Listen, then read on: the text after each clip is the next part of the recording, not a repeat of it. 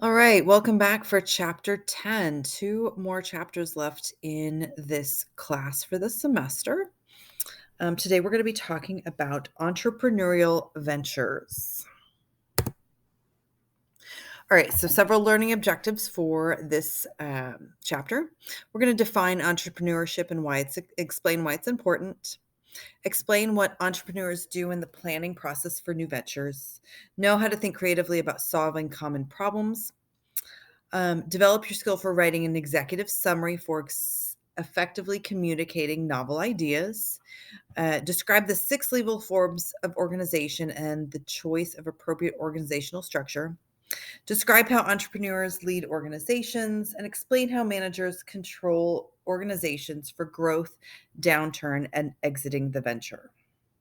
All right, so first off, we've got to ask, what is entrepreneurship and what are entrepreneurial ventures? So, entrepreneurship is the process of starting new businesses, generally in response to opportunities. Okay, so this isn't necessarily just opening up a small business.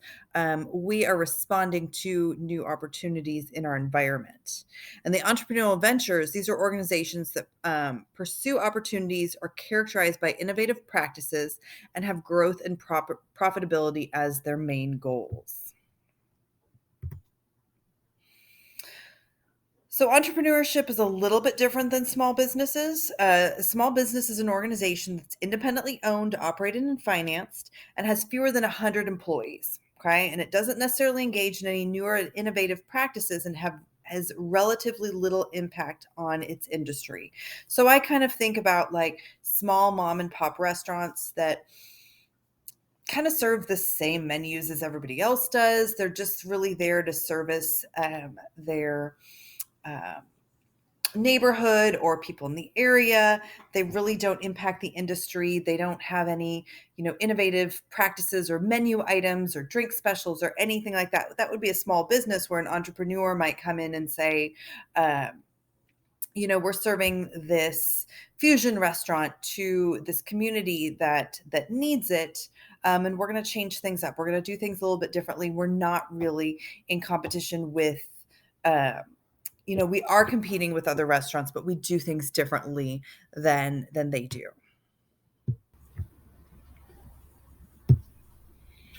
Okay, so in a small business, an owner sees risk, and a small business owner wants to make a living. Okay, they're looking to open up their company in order to support their family, pay their bills.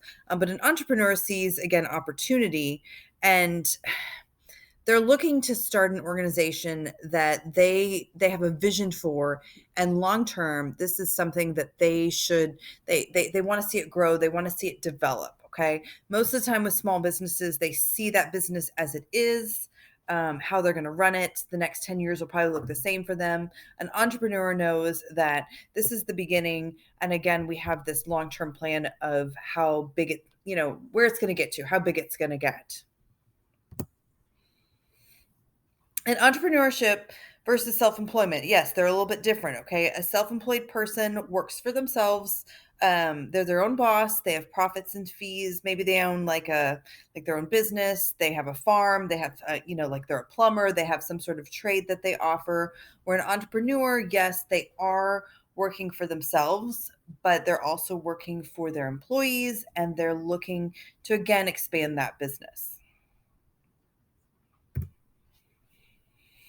So why is entrepreneurship important? Okay.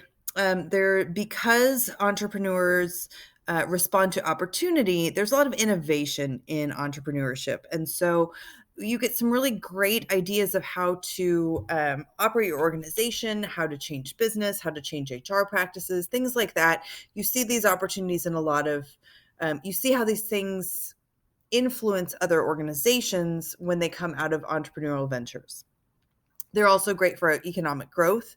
They create jobs. And as far as global entrepreneurship, they're really the wheels for economic growth for a country. Okay, so if you develop a venture that makes an impact on your nation, it really affects it globally. So in the entrepreneurial process, first the entrepreneur needs to explore the context of where they're going to develop their organization. They're going to look and see, where's an opportunity for something. And this is a process that might take a month, it might take a week, it might take a couple years. Um, I know of entrepreneurs who say they'll look into something and they realize, you know what, this is not the best opportunity for me. So I'm going to skip to something else. So they spend a lot of time taking a look at where the needs are, where the opportunities are, where they can be more innovative. Once they identify these opportunities, they have to look at their competitive advantages. So, okay, if I enter into this, how am I going to be a little bit different than everybody else? How am I going to, what is going to set me apart from another company? Because, let's say I look to purchase like a pool cleaning business, something like that. Okay. I have a friend who purchased a business. He thought it was a really great opportunity, good for cash flow.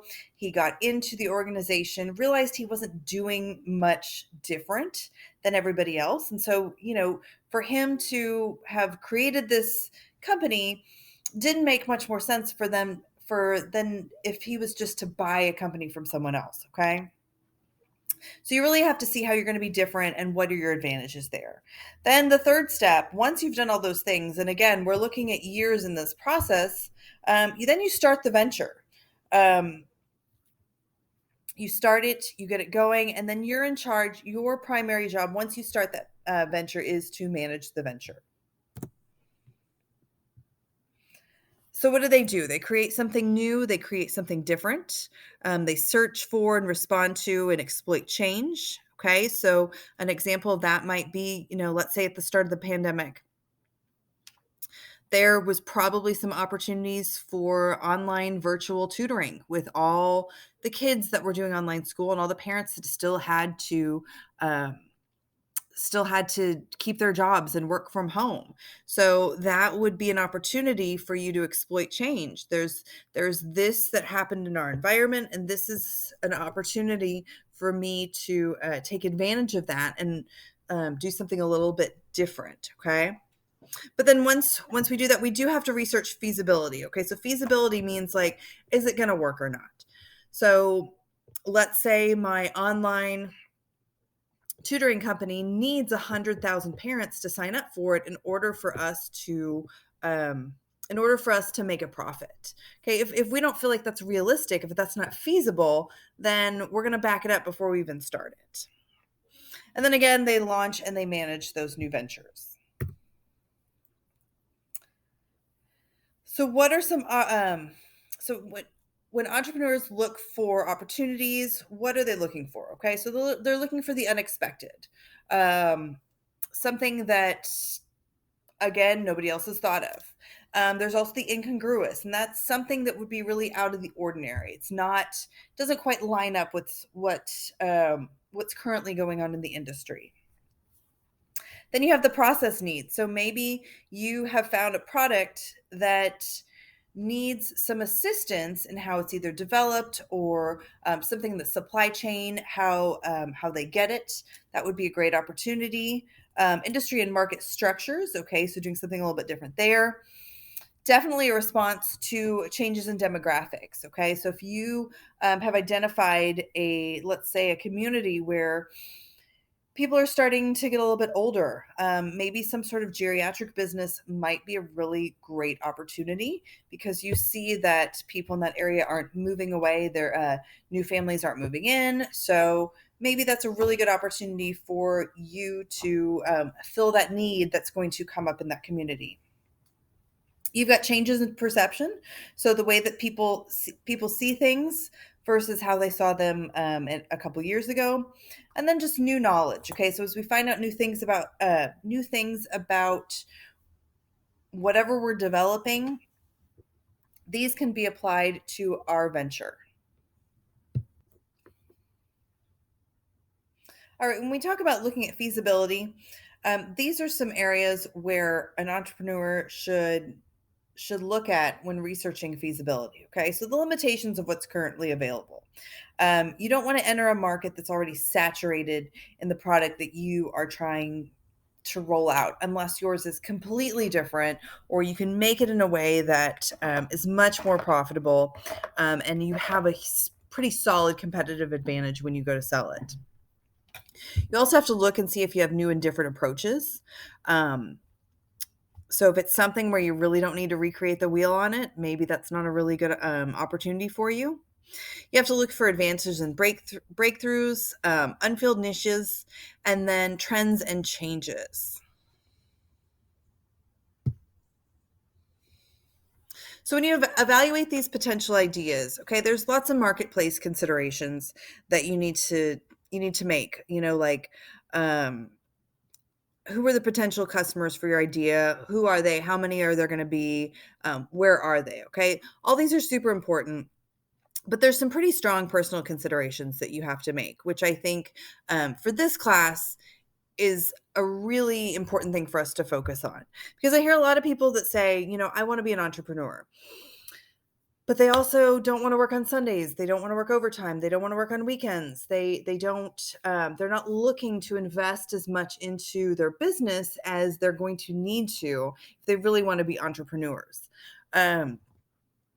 So first off, do you have the capabilities to do what you've selected? Okay. So even if your long-term goal is to manage that venture, which, again, that's your long-term goal, you're going to have to be the operations part of it. You're going to have to be the HR part of it. You're going to have to write the checks. You're going to have to, there's so many parts of the business you're going to have to take care of as you're developing it, because you're not going to have the finances or the personnel to complete these things. Okay.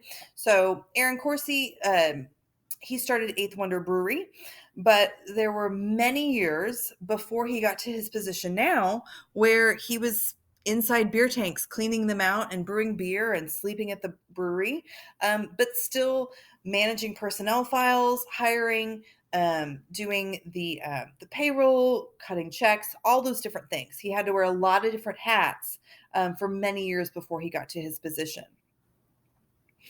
So are you prepared to deal with the stresses and the challenges of being an entrepreneur? Are you financially prepared to deal with that?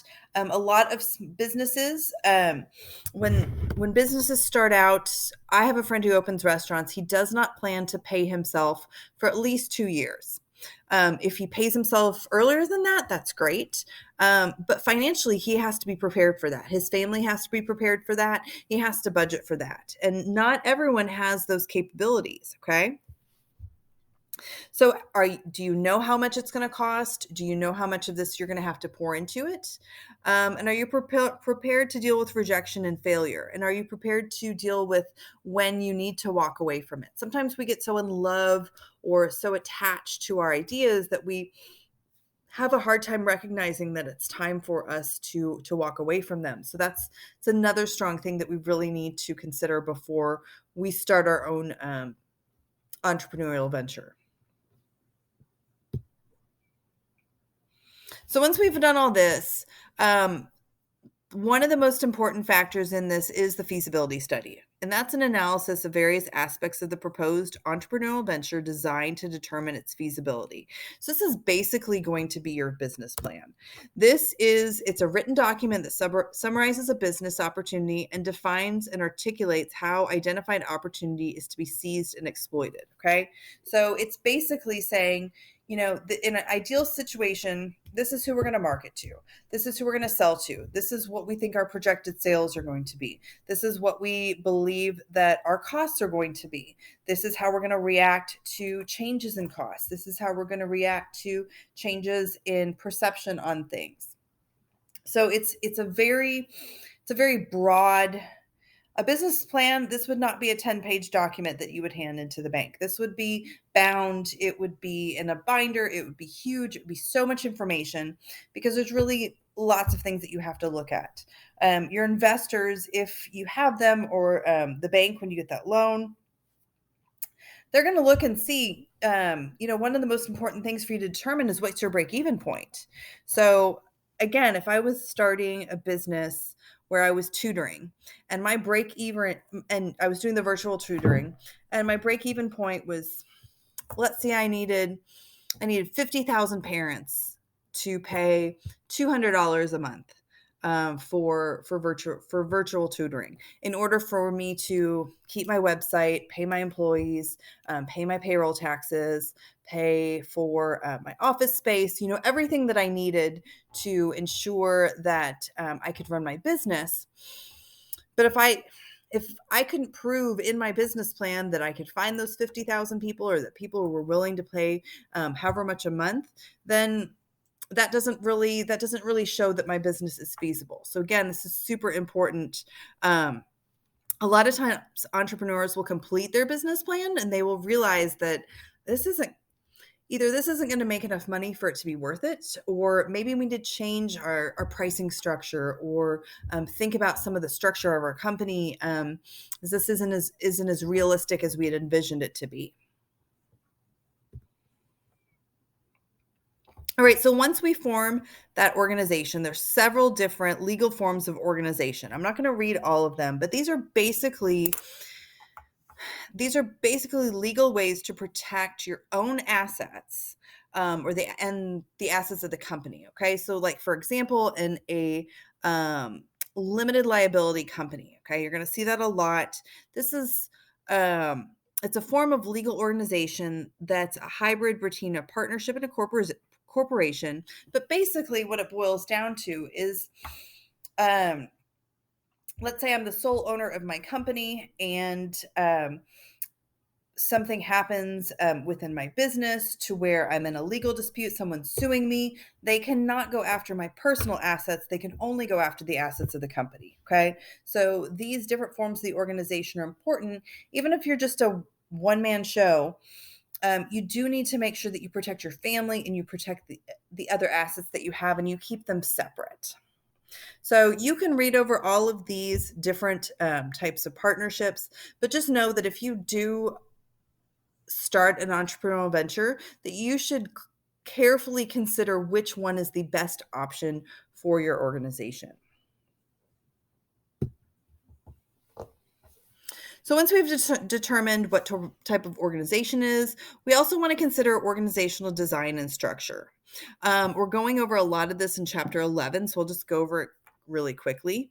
The work specialization, that would be who does what job, where do they do it from. We want to think about departmentalization, so whether or not we have a marketing department or a finance department, or if it's just like who's over all of those different departments. If we expand maybe to several different offices, or we have several different locations, how are those managed? Okay, that would be departmentalization. Then we have chain of command, who's in charge of who. Our span of control is how many people do we feel like our managers can reasonably manage. And then our culture has a lot to do with our centralization, decentralization, and how much formalization do we have as far as like our standard operating procedures, or do we are we very innovative? Do we let our employees call the shots on a lot of different things?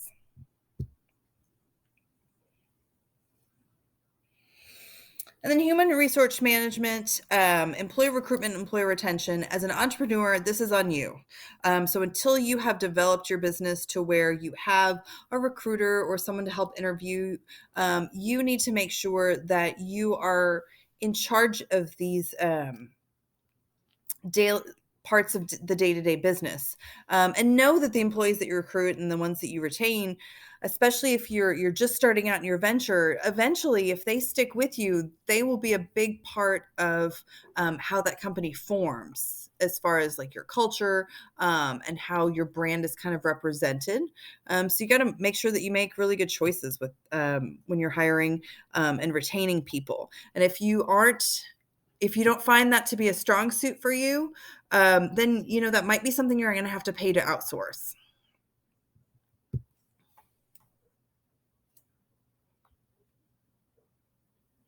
All right, entrepreneurs are always initiating change. They are typically starting the ventures in response to change. So that entrepreneur needs to be on board with change. They need to be the cheerleader for change. They need to be the person who really drives it, and makes sure it's followed through within the entire organization. And then also making sure that they stay innovative, okay? That they don't just stick with their one idea and not realize that there might be another opportunity or a different way to do things, but make sure that it continues to be an innovative venture. All right, earlier we talked a little bit about personalities for your entrepreneurs. You know, they need to have grit, they need to be very hardworking, they need to be very determined. But as leaders, they have to be very, very proactive. They have to make sure that they don't wait for things to happen. They have to be in front of those situations. Okay. They have to empower their employees because they will be stretched very thin. They're not going to be able to man as the venture gets a little bit larger, they won't be able to be everywhere. So again, hiring the right people and giving them the opportunity to make decisions and letting them be empowered will help your venture develop faster. And then they need to lead the venture, and then they lead all the employee work teams as well. All right, when it comes to controlling the venture, managing growth is very, very important. Planning for growth is extremely important. Sometimes an entrepreneur doesn't have, I've seen ventures where they have failed simply because they didn't plan for the growth that they anticipate, or they didn't plan for the growth that they received. So they weren't prepared enough to manage that situation. Okay, so think about a restaurant that they plan on serving, let's say they plan on serving 100 heads at night, but they didn't do their research right and 1,000 heads walk in. That can be pretty detrimental to a business that didn't plan for it. Okay. You run out of food, you don't give good service. You have guests that are upset because like they're on a huge wait. So if they didn't plan for that growth appropriately, maybe they didn't really do a lot of research on their feasibility study. They weren't expecting it.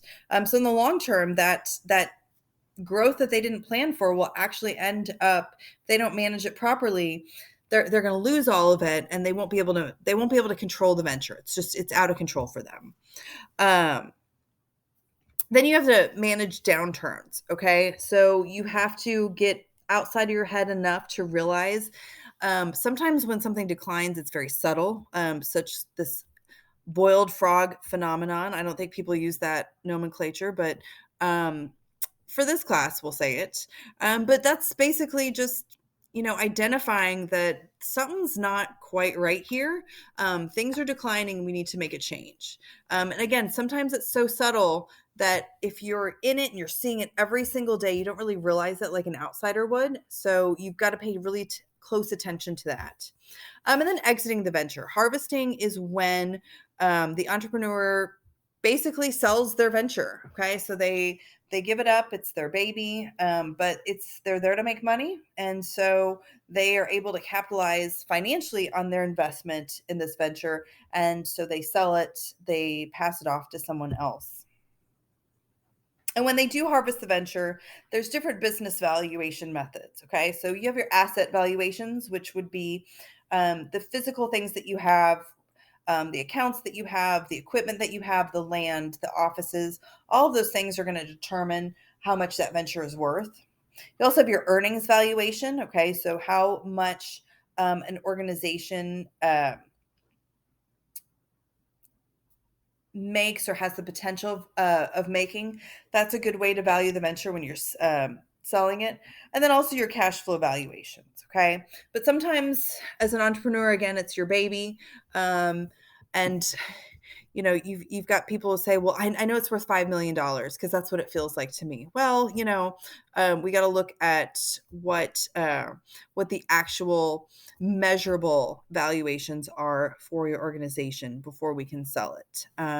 So sometimes they're not quite worth what you think you put into it, but still definitely have made some money and have been profitable. All right, so that's all we're going to do on entrepreneurship. There is a quick TED Talk on Blackboard, so make sure you watch that as well. And I will see you back for Chapter 11.